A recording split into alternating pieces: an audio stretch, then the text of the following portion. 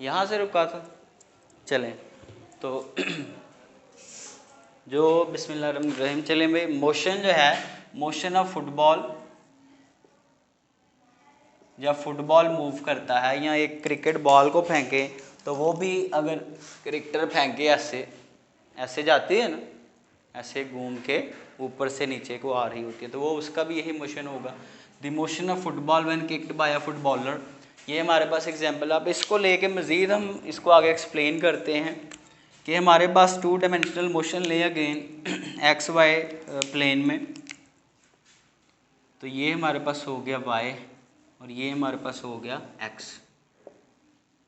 अच्छा, आपने यहाँ से फुटबॉल को किक किया है, जितनी वेलोसिटी से किक किया है वो आपकी वी आई वेलोसिटी है, और फुटबॉल जाएगा यहाँ से, ऐसे ही करेगा ना, घूम के नीचे को आएगा। अच्छा, ये जो वेलोसिटी है एक्स एक्सिस के साथ जितना भी एंगल बना रही है वो कितना है, थीटा है। कितना एंगल है, थीटा है। अब हम क्या करेंगे, ये जो वी आई वेलोसिटी है, जितनी वेलोसिटी से आपने इसको प्रोजेक्ट किया है, इसके दो कंपोनेंट्स बना लेंगे, वी आई साइन थीटा और वी आई कॉस थीटा। जो बच्चे नए आए हैं बेटा, ये पिछले चैप्टर की बात है, ये साइन थीटा कॉस थीटा कैसे बनाते हैं, तो इसमें आप परेशान ना हो जाइएगा, कोई नहीं, आप साथ साथ सुने बस। अब देखें भाई, तो सबसे पहले ये कि जब आपने यही बाद में लिखने लगा हूँ, सपोज फर्ज करें जी, अब बॉडी, वो फुटबॉल भी हो सकता है, कुछ भी हो सकता है, इस प्रोजेक्टेड, उसको फेंका गया है, प्रोजेक्ट किया गया है विद अ वेलोसिटी, कितनी वेलोसिटी के साथ, वी आई वेलोसिटी के साथ, and it's angle of projection, और इसका जो प्रोजेक्शन का एंगल है वो कितना है बेटा, थीटा है। कितना है, थीटा। अब देखें बेटा, आप गेंद को कैसे फेंक सकते हैं, एंगल का क्या मतलब, आप गेंद को सीधा ऊपर को भी फेंक सकते हैं इस एंगल के साथ, चाहे ऐसे फेंक लें, ये एंगल है। अब मिज़ाइल है हमारे पास, मिज़ाइल दागना है, तो आपका जो तोप है उसका ये इसका मोशन, मिज़ाइल का मोशन भी यही होता है। ये तोप है, आप चाहे इसको इस एंगल पे सेट कर रही है, एक्स है, ठीक है, चाहे इस एंगल पे ले आए, चाहे इस एंगल पे ले आए, चाहे ये एंगल कर लें। अंडरस्टैंड कर रहे हैं बात को। तो जितना भी एंगल है उसको एंगल ऑफ प्रोजेक्शन कहते हैं, वो हमने मेंशन कर दिया। अच्छा, अब इसके बाद आगे बढ़ेंगे, तो जब एक दफ़ा हमने हिट कर दिया, इसको फेंक दिया, जब ये प्रोजेक्टाइल अब आगे मूव करेगा, तो उस केस में जब ये आगे को मूव करेगा, अपनी फ्लाइट करेगा, तो अभी हमने कहा था कि ड्यूरिंग फ्लाइट इसके ऊपर सवाए ग्रेविटी के और इसके ऊपर कोई फोर्स एक्ट नहीं करेगी। अब वो ग्रेविटी की फोर्स सिर्फ वाई एक्सिस के लॉन्ग एक्ट कर रही है, एक्स एक्सिस के लॉन्ग एक्ट, तो एक्स एक्सिस के लॉन्ग इसकी एक्सेलेरेशन क्या होगी, ज़ीरो होगी। हाँ, वाई के लॉन्ग इसमें एक्सेलेरेशन होगी ग्रेविटी की वजह से, और वो एक्सेलेरेशन क्या कहलाएगी, ग्रेविटेशनल एक्सेलेरेशन। क्या कहलाएगी, gravitational acceleration. And no force will act, क्या हुआ है, act on the body along x axis, only the force of gravity is acting on the body, सिर्फ ग्रेविटी की फोर्स एक्ट कर रही है। अच्छा, जब x के लॉन्ग कोई फोर्स ही नहीं एक्ट कर रही, तो आप कह सकते हैं कि x के लॉन्ग जो एक्सेलेरेशन है वो क्या है, ज़ीरो है, क्योंकि x के लॉन्ग फोर्स भी क्या है, ज़ीरो है। अच्छा, y एक्सिस के लॉन्ग जो फोर्स एक्ट कर रही है वो ग्रेविटी की फोर्स एक्ट कर रही है, तो आप कह लें कि भाई तो फिर उस केस में जो y के लॉन्ग एक्सेलेरेशन है, एक्सेलेरेशन लॉन्ग y एक्सिस, वो किसके इक्वल है, ग्रेविटेशनल एक्सेलेरेशन के इक्वल है। किसके इक्वल है बेटा, ग्रेविटेशनल एक्सेलेरेशन की। अब ज़रा और मैं बात करने लगा हूँ, जब x के लॉन्ग बेटा कोई फोर्स ही नहीं एक्ट कर रही, as there is no force is acting along x axis. बेटा ये सारा लिखवाने का मकसद ये है कि आपको एक एक बात लिखनी आए, ठीक है, वरना मैं प्रोजेक्टाइल सारा मोशन समझा के थोड़ा थोड़ा ऊपर से चला जाता और कहता कि आप बुक से कर लें। ये एक एक स्टेप लिखवाने का, करवाने का मकसद सिर्फ यही है कि आप एक एक स्टेप लिखने के काबिल हों, ठीक है। आप उसको डिफाइन कर सकें, हर चीज़ को डिफ्रेंशिएट करके लिख सकें। अब एक्स एक्सिस के ऊपर कोई फोर्स नहीं एक्ट कर रही, the velocity along x axis will remain constant। जब x के लॉन्ग बेटा कोई फोर्स ही नहीं लग रही तो वेलोसिटी भी x के लॉन्ग क्या रहेगी, कांस्टेंट, क्योंकि न्यूटन साहब का पहला लॉ ये कहता है कि अगर किसी बॉडी के ऊपर कोई फोर्स एक्ट ना कर रही हो तो बॉडी जिस वेलोसिटी से मूव कर रही है यूनिफॉर्म वेलोसिटी से, वो उसी वेलोसिटी से क्या करती रहती है, मूव करती रहती है, यानी कि उसकी वेलोसिटी चेंज नहीं होती, एक्सेलरेशन प्रोड्यूस नहीं होता।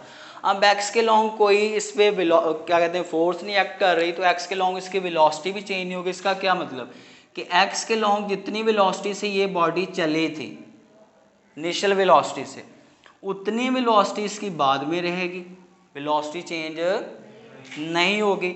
अच्छा, उसके बाद आगे देखेंगे ज़रा हमारे पास। अब हमने कहा है कि x के लॉन्ग जो वेलोसिटी है उसका क्या कंपोनेंट हमने बनाया है, वी आई कॉस थीटा। क्या बनाया है, तो x के लॉन्ग इसकी वेलोसिटी बन रही है वी आई कॉस थीटा। कितनी बन रही है, वी आई कॉस थीटा। आप चाहें तो ये चीज़ भी मेंशन कर दें कि हमने यहाँ पे वेलोसिटी को उसके रेक्टेंगुलर कंपोनेंट्स में क्या कर लिया है, रिजॉल्व कर लिया, दो कंपोनेंट्स बना लिए हैं।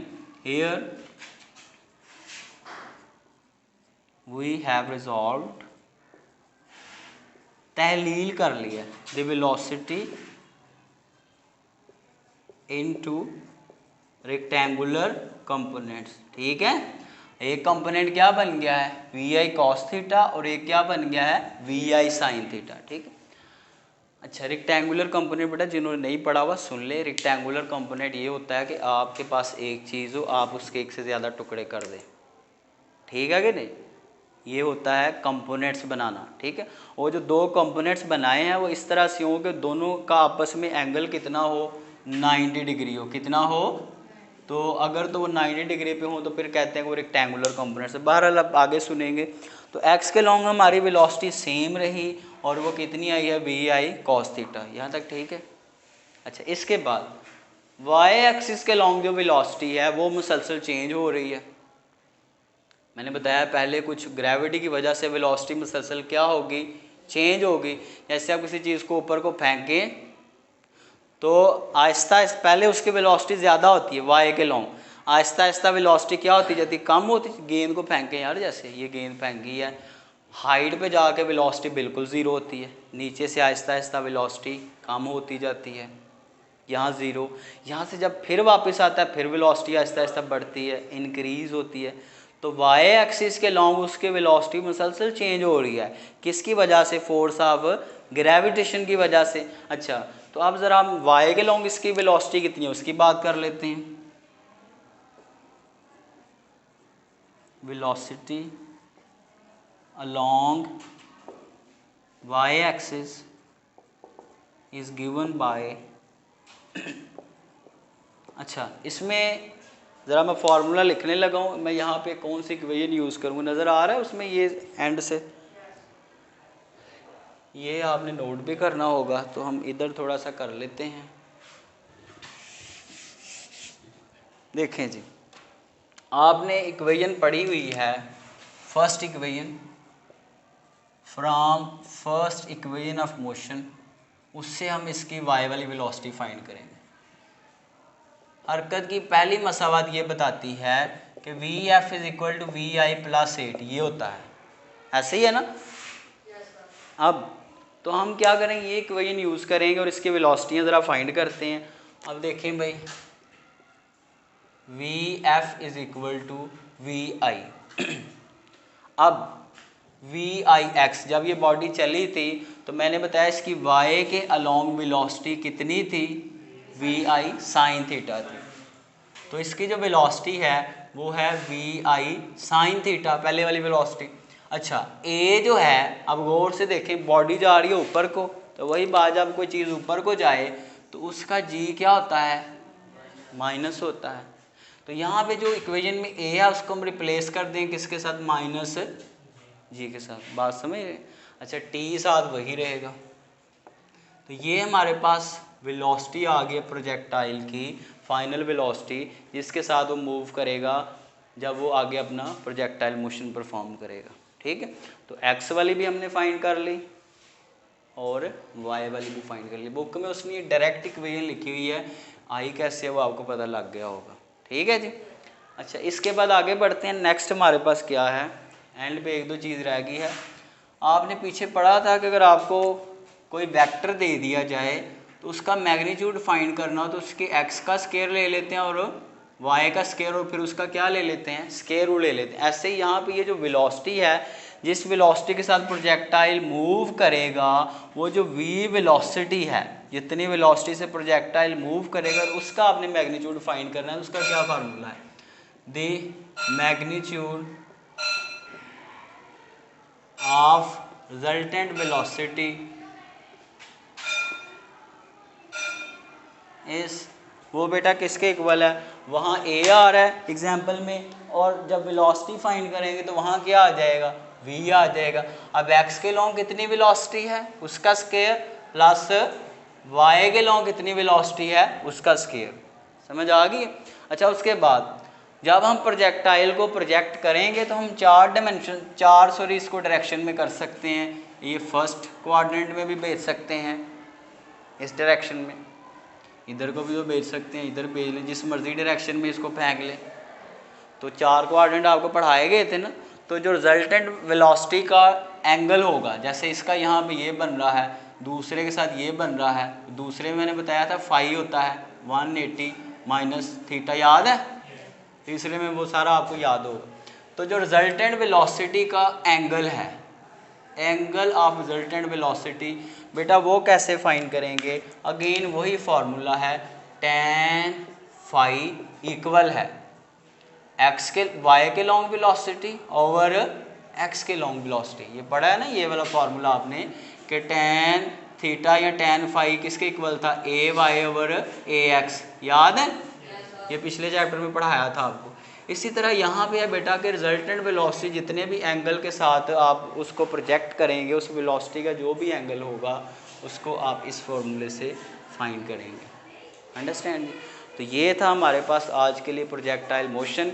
बाकी जो बात रह गई है कि बेटा इसका टाइम ऑफ फ्लाइट वगैरह वो सारी चीज़ें हम कल फाइंड करेंगे। और एक MCQ आपने याद रखना है, जब प्रोजेक्टाइल मैक्सिमम हाइट को अटेन करता है कि मैक्सिमम जितनी बुलंदी तक उसने जाना था वहाँ तक पहुँचता है, तो वहाँ पे उसकी जो वेलोसिटी होती है अलोंग वाई एक्सिस वो कितनी होती है, 0, क्योंकि मैक्सिमम बुलंदी पे जाके चीज़ रुकती है और रुक के फिर नीचे को आना शुरू करती है।